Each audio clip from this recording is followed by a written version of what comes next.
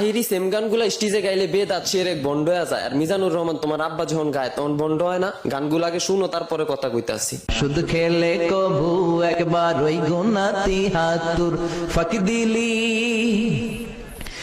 দিলি শুধু জনগণকে আল্লাহর দরবারে বড় খাস্ত খাস্ত হয়।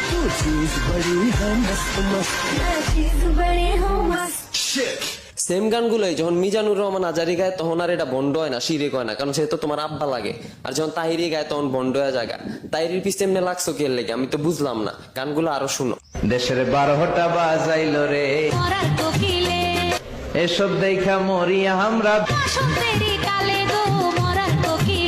তোমারে লেগেছে এত যে ভালো।